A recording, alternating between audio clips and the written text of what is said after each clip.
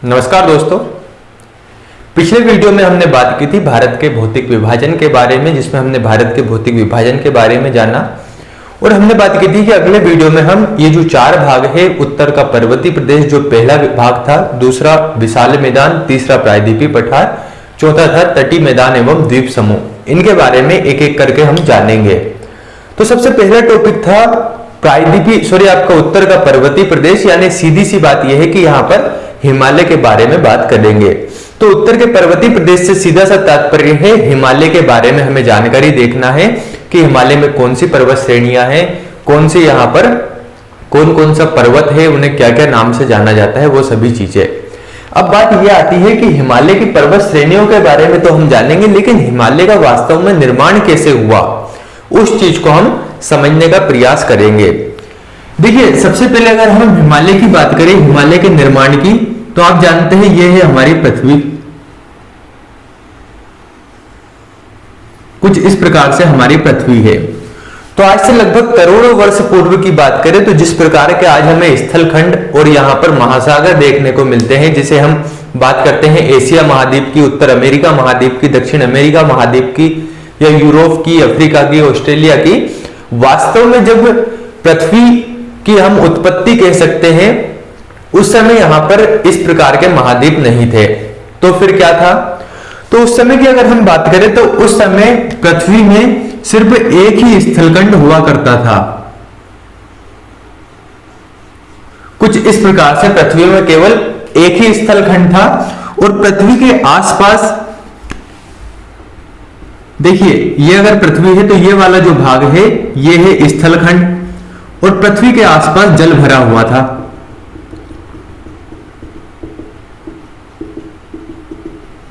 कुछ इस प्रकार से पृथ्वी के आसपास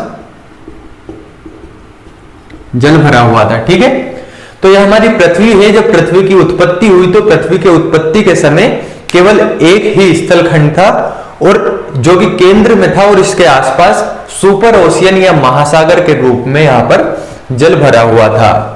तो हमारे वैज्ञानिकों ने इसे एक नाम दिया, इसे कहा जाता है पेंजिया। तो पृथ्वी का जो स्थलखंड वाला भाग था, उस स्थलखंड वाले भाग को पेंजिया कहा जाता है, जबकि ये जो जल भरा हुआ भाग था, इस जल भरे हुए भाग को, यानी कि जो सुपर ओशियन था, इस सुपर ओशियन को एक नाम दिया जाता है पेंथालासा।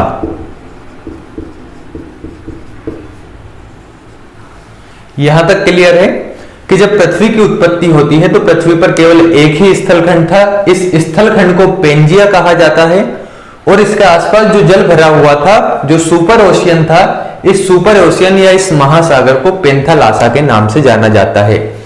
ये तो आपको सिंपल से क्वेश्चन भी बन सकते हैं कि पृथ्वी के स्थलखंड को क्या नाम से जाना जाता था, तो पेंजिया, और महासागरी जल को पेंथालासा के नाम से जाना जाता था। उसके पश्चात क्या होता है, कुछ समय पश्चात पृथ्वी में जो स्थलखंड वाला भाग था, देखिए यह है पृथ्वी। अब पृथ्वी में जो ये स्थलखंड वाला भाग था, ये स्थलखंड वाला भाग दो भागों में विभाजित हो जाता है। तो हम इसके दो भाग कर लेते हैं।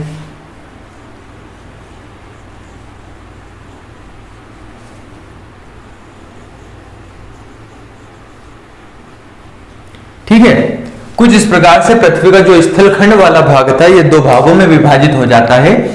तो एक भाग तो उत्तर की ओर, दूसरा दक्षिण की ओर। अब जब ये दो भागों में विभाजित होगा तो इसके बीच में जो स्पेस है, ये खाली जगह है, यहां पर महासागरी जो जल था वह जल इस भाग को यहां पर जल से भर देता है। ठीक है, यानी पहले इसके आसपास जल था जिसे पेंथालासा नाम से जाना जाता है, और ये जो स्थलखंड वाला भाग था ये पेंजिया नाम से जाना जाता था। बाद में पेंजिया का या जो स्थलखंड वाला भाग था, ये दो भागों में विभक्त हो जाता है, और दो भागों में विभक्त होता है, इसका तात्पर्य क्या है कि पेंजिया यहां पर दो भागों में विभक्त हो जाता है। अब जो ऊपर का भाग था, इस ऊपर के भाग को नाम दिया जाता है अंगारा लैंड।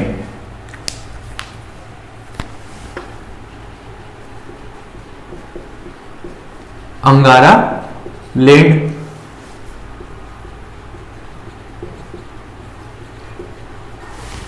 और जो नीचे का भाग था, इस नीचे के भाग को एक नाम दिया गया गोंडवाना लैंड।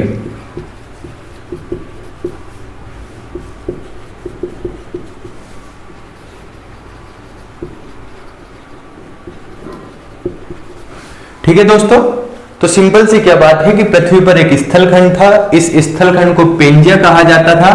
पेंजिया दो भागों में विभक्त होता है। उत्तर का जो भाग था, इस उत्तर के भाग को कहा जाने लगा अंगारा लैंड, और दक्षिण का जो भाग था, साउथ में जो भाग था, इस भाग को कहा जाने लगा गोंडवाना लैंड। यहां तक क्लियर है। अब भाई इसके बीच में जो ये जल भरा हुआ था, इस जल को यहां पर एक नाम दिया गया। इस जल को कहा जाने लगा टेथिस सागर या टेथिस भूसन्नति।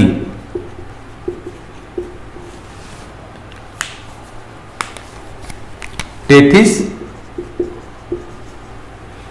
सी, यानी पृथ्वी पर लगभग करोड़ों वर्ष तक यह प्रक्रिया चलती है। प्रारंभ में पृथ्वी पर केवल एक स्थलखंड होता है और महासागरीय रूप में संपूर्ण रूप से उसके आसपास जल भरा हुआ था। जो स्थलखंड वाला भाग था, स्थलखंड वाले भाग को पेंजिया नाम से जाना जाता है, और जो महासागरीय जल था, इस भाग को सुपर ओशियन या पेंथालासा या पेंथालास के नाम से जाना जाता है। उसके पश्चात कुछ समय पश्चात जो स्थलखंड पेंजिया था, पेंजिया दो भागों में विभक्त होता है। ऊपर का भाग कहलाने लगता है अंगारा लैंड, जो नॉर्थ वाला भाग था अंगारा लैंड, और दक्षिण का जो भाग था ये कहलाता है गोंडवाना लैंड। अब इन दोनों के बीच में जो खाली जगह थी, खाली स्पेस था, वहां पर जल आकर भर जाता है, और इस जल को टेथिस सागर या टेथिस भूसन्नति के नाम से जाना जाता है। अब देखिए सिंपल सी आप ये बात जानते भी हैं कि जब हम नदियों के बारे में पढ़ते हैं, तो जो भी नदियां हैं वे सभी नदियां अंतिम रूप से किसी न किसी की सहायक होगी, और सहायक नदियां जो मुख्य नदी है वह अंतिम रूप से महासागर में आकर गिरती है। तो ठीक ऐसा ही यहां पर भी होता है। यानी हुआ क्या कि जो अंगारा लैंड की नदियां थी, देखिए ये कुछ इस प्रकार से नदियां थी। तो जो अंगारा लैंड की नदियां थी और गोंडवाना लैंड की नदियां थी, ये यहां पर आकर प्रवाहित होती थी, और प्रवाहित होने के पश्चात टेथिस सागर में आकर यहां पर गिरने लगती है। ठीक है, यानी कि अंगारा लैंड और गोंडवाना लैंड में जो नदियां प्रवाहित होती थी, ये अंतिम रूप से इनका समागम कहां पर होता था? टेथिस सागर में, टेथिस भूसन्नति में या टेथिस सी में। तो जब नदियां प्रवाहित होती है तो नदियां अपने साथ बहुत सारे अवसादों को बहाकर लाती है। जैसे नदियां अपने साथ रेत, कंकड़, मिट्टी, ठीक है, रेत, कंकड़, मिट्टी, पत्थर, इन पदार्थों को या इन अवसादों को अपने साथ बहाकर लाती है, और इन सभी को मिलाकर जब ये बहाकर लाती है तो इन्हें हम एक नाम देते हैं जिसका नाम है अवसाद। ठीक है, अवसाद या इन्हीं को डिपोजिट्स के नाम से जाना जाता है। तो हुआ क्या कि अंगारा लैंड और गोंडवाना लैंड में जो नदियां प्रवाहित होती थी, ये नदियां अपने साथ कंकड़, पत्थर, मिट्टी, रेत आदि बहाकर लाई, और बहाकर लाने के पश्चात यहां पर आकर इन कंकड़, मिट्टी, पत्थरों का जमाव होना शुरू हुआ। ठीक है, जब कंकड़, मिट्टी, पत्थरों का यहां पर जमाव होने लगा तो लाखों वर्ष तक यह प्रक्रिया चली, और यहां पर कंकड़, मिट्टी, पत्थरों का जमाव हुआ। बाद में हुआ क्या कि आप जानते हैं यहां पर पृथ्वी पर भी कुछ बल लगते हैं, जैसे अंतर्जातीय बल, बाह्य बल आदि बल लगते हैं। और जब यहां पर अंतर्जातीय और बाह्य बल लगने लगा तो ये जो अवसाद थे, जो यहां पर इस सागर के जगह पर भर गए थे, इन अवसादों में यहां पर वलन पड़ने लगा। वलन का मतलब होता है मोड़ पड़ने लगा। यानी इन अवसादों में जब मोड़ पड़ने लगा तो मोड़ पड़ने के परिणाम स्वरूप यहां पर वलित पर्वत का निर्माण हुआ। ठीक है, तो एक बार और समझिए कि अंगारा लैंड और गोंडवाना लैंड में जो नदियां प्रवाहित होती थी, वे नदियां अपने साथ कंकड़, पत्थर, मिट्टी और रेत आदि चीजों को बहाकर लाती थी, जिन्हें हम डिपोजिट से अवसाद के नाम से जानते हैं। इन अवसादों का यहां पर अत्यधिक जमाव हुआ। बाद में जब यहां पर पृथ्वी पर अंतर्जातीय और बाह्य बल लगा तो यहां पर इन अवसादों में ये वाला जो भाग था, यहां पर वलन पड़ने लगे, और वलन पड़ने के परिणाम स्वरूप यहाँ पर जो आकृति थी वे ऊपर नीचे यूं होने लगी। वलन का अर्थ होता है मोड़दार या मोड़ बढ़ना। तो वलन पड़ने से यहाँ पर एक पर्वत का निर्माण हुआ जिसका नाम था वलित पर्वत। और ये वलित पर्वत कोई और चीज नहीं है, यही है हिमालय, हिमालय पर्वतमाला। ठीक है, तो अब ध्यान रखिएगा कि हिमालय का निर्माण कैसे हुआ, अभी आप समझ गए होंगे। तो हिमालय कैसा पर्वत है, तो हिमालय वलित पर्वत है। और ये क्वेश्चन पूछा जाता है कि हिमालय कैसा पर्वत है, वलित पर्वत है, ब्लॉक पर्वत है, मोड़दार पर्वत। मोड़दार पर्वत वलित पर्वत को ही बोला जाता है। तो हिमालय एक वलित पर्वत है, यह आपको ध्यान रखना है। दूसरी बात कि हिमालय का जन्म स्थल क्या है, तो हिमालय का जन्म स्थल है टेथिस भूसन्नति या टेथिस सागर। ठीक है, यहां तक क्लियर है।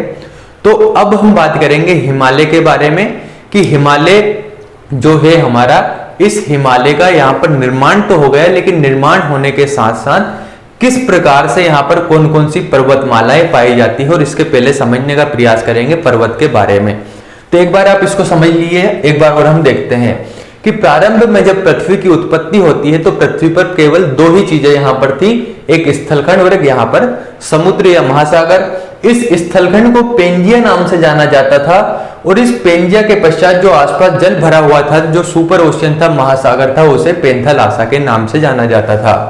बाद में पेंजिया दो भागों में विभक्त होता है। उत्तर की ओर जो भाग था वह अंगारा लैंड के नाम से जाना जाता है, और दक्षिण की ओर जो भाग था उसे गोंडवाना लैंड के नाम से जाना जाता है।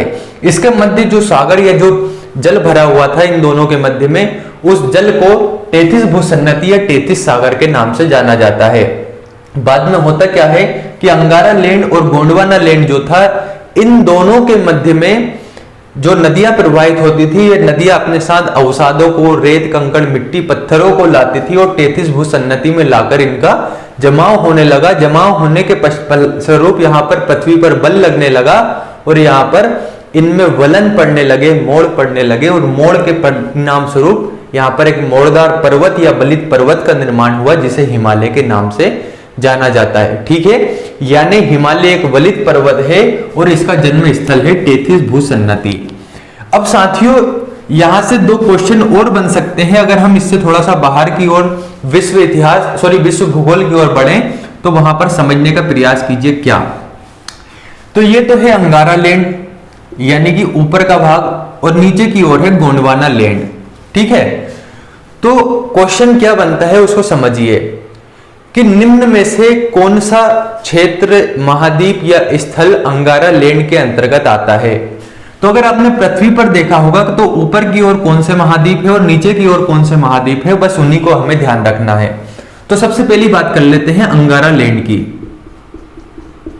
अंगारा लैंड, देखिए ऊपर की ओर अंगारा लैंड में सबसे पहली बात आती है उत्तर अमेरिका की। उत्तर अमेरिका किसका भाग है, अंगारा लैंड का। ठीक है, नेक्स्ट बात आती है यूरोप की, यूरोप, ग्रीनलैंड और एशिया। यानी अगर क्वेश्चन बन जाए कि उत्तर अमेरिका किसका भाग है, अंगारा लैंड या गोंडवाना लैंड, तो आपको ध्यान रखना है अंगारा लैंड का। यूरोप किसका भाग है, अंगारा लैंड या गोंडवाना लैंड का, तो अंगारा लैंड का। एशिया किसका भाग है, तो अंगारा लैंड का। ग्रीनलैंड किसका भाग है, तो वह भी अंगारा लैंड का। ठीक है साहब, अब बात ये आती है कि जो गोंडवाना लैंड है, अब इस गोंडवाना लैंड का भाग कौन कौन सा है उसको हमें समझना है। तो इसके अलावा जो भी भाग बचे हुए हैं वो गोंडवाना लैंड के होंगे। तो कौन कौन से भाग यहां पर बचे हुए हैं, सबसे पहली बात ये आती है कि दक्षिण अमेरिका, दक्षिण अमेरिका महाद्वीप, यहां पर उत्तर अमेरिका महाद्वीप और दक्षिण अमेरिका महाद्वीप। तो ध्यान रखिएगा, उत्तर अमेरिका महाद्वीप अंगारा लैंड का भाग है, जबकि दक्षिण अमेरिका महाद्वीप किसका भाग है, गोंडवाना लैंड का। दूसरा अफ्रीका, अफ्रीका का ही जो द्वीप है मेडागास्कर, जो कि अफ्रीका का सबसे बड़ा द्वीप है, यह भी गोंडवाना लैंड का भाग है। तीसरा ऑस्ट्रेलिया, ऑस्ट्रेलिया के पश्चात अंटार्कटिका, और अंटार्कटिका के पश्चात अगर हम बात करें तो भारत का जो दक्षिण भारत वाला हिस्सा है जिसे हम प्रायद्वीपीय भारत के नाम से जानते हैं, यह किसका भाग है? तो यह है गोंडवाना लैंड का।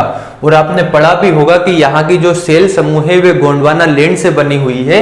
यही कारण है कि यह भाग किसका है? गोंडवाना लैंड का। ठीक है, तो गोंडवाना लैंड के अंतर्गत दक्षिण अमेरिका, अफ्रीका, ऑस्ट्रेलिया, अंटार्कटिका और प्रायद्वीपीय भारत का हिस्सा आता है, जबकि अंगारा लैंड में उत्तर अमेरिका, यूरोप, ग्रीनलैंड और एशिया का क्षेत्र आता है। तो अब अगर आपसे क्वेश्चन पूछा जाता है कि दक्षिण अमेरिका किसका भाग है? तो गोंडवाना लैंड का है। उत्तर अमेरिका किसका है? अंगारा लैंड का है। ग्रीनलैंड किसका भाग है? अंगारा लैंड का है। अफ्रीका महाद्वीप किसका भाग है? तो वह है गोंडवाना लैंड का। तो इस प्रकार से यहां पर हिमालय का निर्माण होता है। अब हम अगले वीडियो में बात करेंगे कि हिमालय का निर्माण हुआ है तो हिमालय को कितने भागों में बांटा गया है। हिमालय को भी दो भागों में बांटा जाता है, एक नदियों के आधार पर और दूसरा यहां पर पर्वतों के आधार पर। ठीक है, तो हम नदियों के आधार पर पढ़ेंगे इसका विभाजन, और दूसरा विभाजन भी इसके बारे में जानेंगे अगले वीडियो में। लेकिन चूंकि हिमालय का निर्माण कैसे हुआ है इसे भी तो समझना जरूरी था, तो उसको हमने अभी तक समझा। धन्यवाद।